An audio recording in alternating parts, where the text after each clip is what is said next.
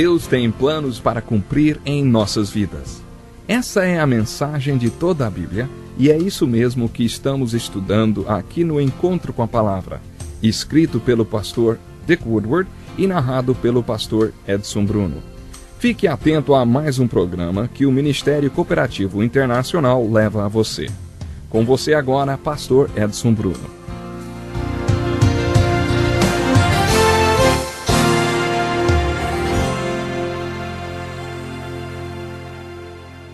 No estudo de hoje, inicialmente, eu gostaria de dizer algumas coisas sobre a Bíblia, que eu sei vão abrir seu entendimento sobre este livro, o livro mais importante do mundo. Seja bem-vindo ao Encontro com a Palavra, onde estudaremos a Bíblia por completo, livro por livro. Estamos apenas começando, por isso, fique conosco todos os dias neste mesmo horário e convide outras pessoas para participar conosco deste importante estudo da Palavra de Deus. Antes de qualquer coisa, gostaria de dizer algo sobre como estudar a Bíblia. Há 3 passos que devemos tomar para que possamos estudar corretamente a Bíblia. Primeiro, a observação. Depois, a interpretação e a aplicação. Observação traz a pergunta: o que está escrito? Significa que quando se abre um livro da Bíblia, quando se toma um capítulo da Bíblia, quando se lê um verso da Bíblia, você quer fazer essa pergunta: o que está escrito? A segunda questão que você levanta vem com o título de interpretação. A palavra interpretação traz a seguinte pergunta: mas o que isso significa?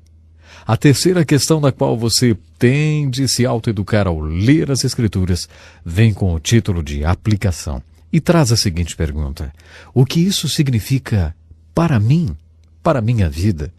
É muito simples. Observação: o que está escrito? Eu me lembro de um homem em um estudo bíblico que fiz há alguns anos. Ele acompanhava atentamente a leitura de cada passagem das Escrituras. Mas quando eu dizia para o grupo: agora, o que isso significa? Aquele senhor então olhava para mim, para o verso, e depois olhava para mim outra vez e dizia: olha, eu acho que isso significa exatamente o que esse verso quer dizer, rapaz. Ele estava certo o tempo todo. Porque qualquer verso das Escrituras, qualquer livro, qualquer capítulo, sempre significa exatamente o que está escrito. É claro que a pergunta verdadeira é: o que está realmente escrito? De certa forma, essa é a pergunta mais importante das 3. O que está realmente escrito? Uma vez encontrada a resposta para essa pergunta, não é difícil imaginar o que ela significa, a não ser que você não queira saber.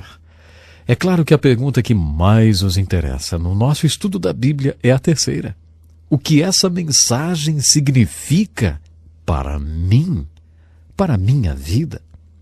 Quando você chegar na seção chamada Aplicação, será preciso fazer algumas perguntas. Por exemplo, existe algum exemplo a ser seguido?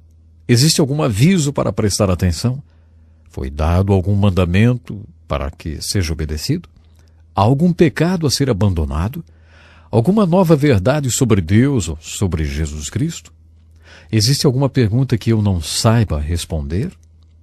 Bom, essas perguntas vão ajudá-lo a tirar melhor proveito das Escrituras.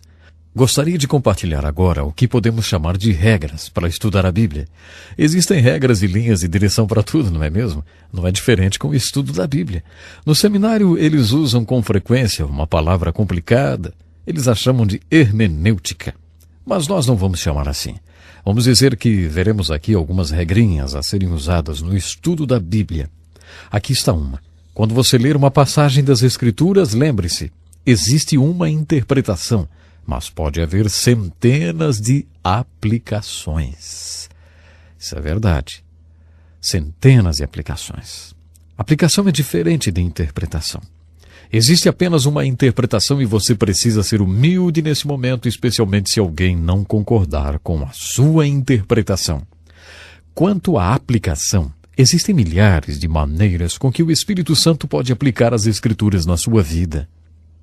Já que a Bíblia é um livro sobre Jesus Cristo, você deve sempre manter o foco nele quando estiver lendo as Escrituras.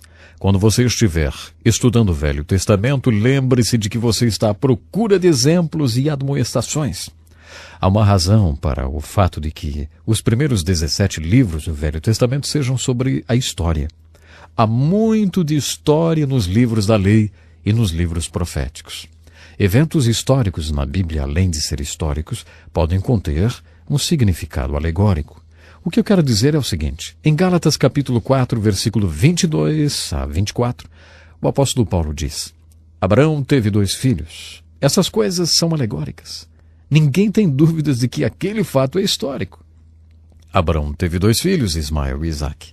Ismael tornou-se o pai dos árabes e Isaque o pai dos judeus. Há árabes e judeus na Terra Santa nos dias de hoje. Isto é história.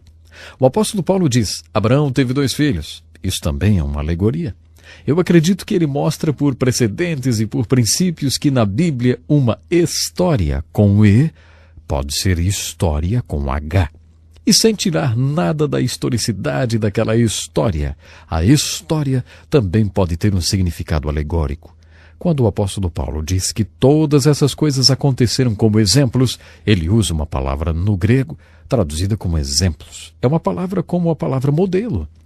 O que ele realmente está dizendo é que todas aquelas coisas que aconteceram eram modelos, que são como lições ou alegorias. Então, quando você ler a literatura histórica do Velho Testamento, continuando esse estudo histórico, procure por essas alegorias, ou esses modelos, ou esses exemplos e admoestações. Encontramos muitos versículos que são difíceis de entender, mas existem muitos outros de fácil compreensão.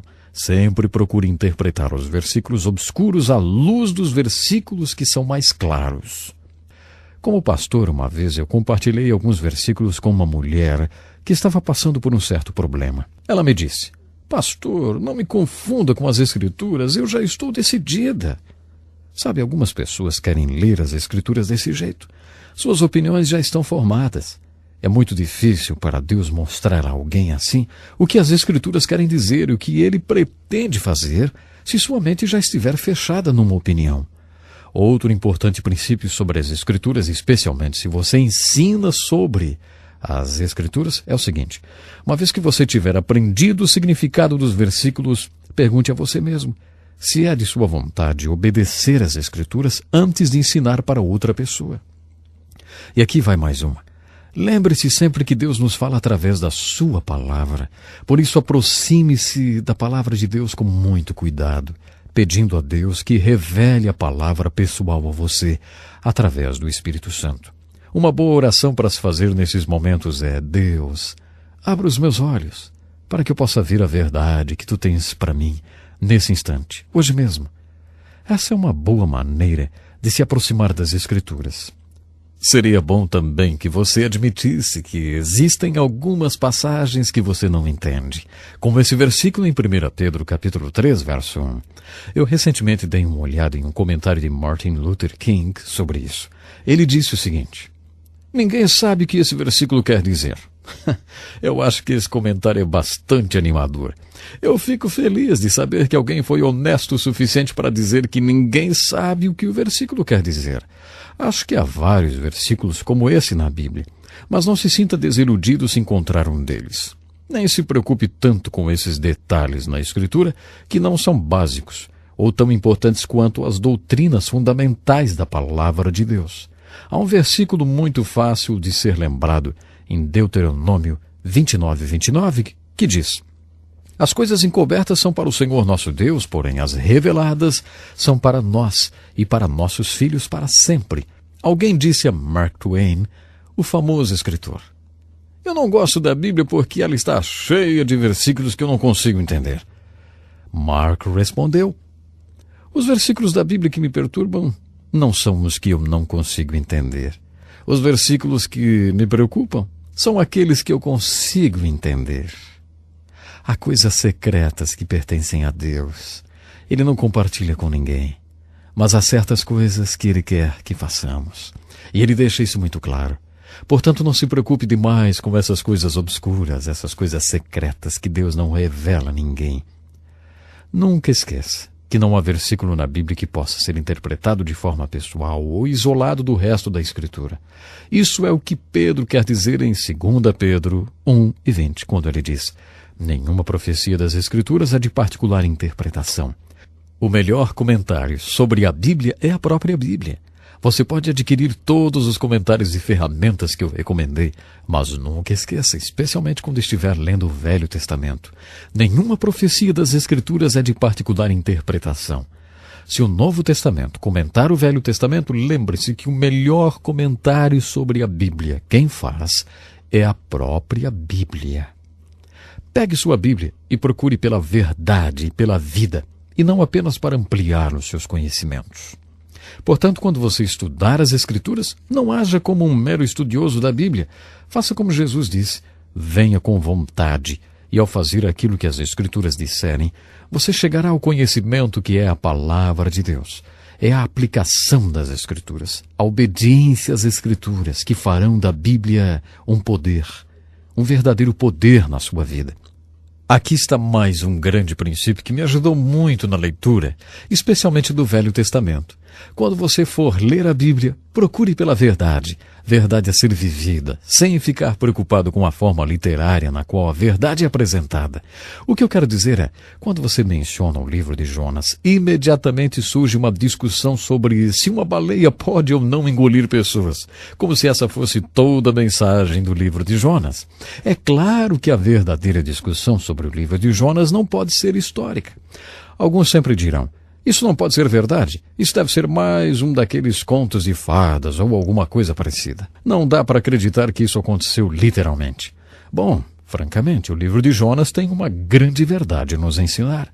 Ao abordar o livro de Jonas, eu sou bastante incisivo sobre a verdade que Deus nos ensina nesse livro. É a verdade sobre preconceitos. Na realidade, Jonas é a história de um profeta que odiava os ninivitas porque eles eram seus inimigos. Deus mostrou a Jonas que o amor de Deus se estende aos inimigos, no caso, os ninivitas. Essa é a mensagem de Jonas. Superar seus preconceitos para que Deus possa agir através de você. Isso não tem nada a ver com baleias engolindo pessoas. Quando você for ler o livro de Jonas ou a história de Adão e Eva ou qualquer outra história do Velho Testamento, leia as histórias e faça a seguinte indagação. Mas o que isto quer dizer? O que significa? O que isso significa para mim? Deus, qual é a verdade que você está tentando me mostrar através dessa história na Escritura? Nós conversamos hoje sobre alguns princípios importantes. Entre em contato conosco para que possamos reservar uma cópia grátis do livreto de estudo que contém essas importantes verdades escritas, para que você aprenda melhor, inclusive possa compartilhar com outros. Por hoje o nosso tempo já se foi, mas por favor, esteja conosco na próxima vez. Vamos iniciar nossa introdução do livro de Gênesis, o primeiro livro da Bíblia. Até lá então. Que lição importantíssima. Obrigado, Pastor Edson Bruno. Prezado ouvinte, coloque em prática o que você ouviu aqui. Sem dúvida, sua vida será grandemente abençoada. Este é um estudo escrito pelo Dr. Dick Woodward, na voz do Pastor Edson Bruno. Escreva-nos e solicite o material. Nosso endereço é Encontro com a Palavra, Caixa Postal 2011, CEP 89201-970, Joinville, Santa Catarina. Até o nosso próximo encontro com a Palavra.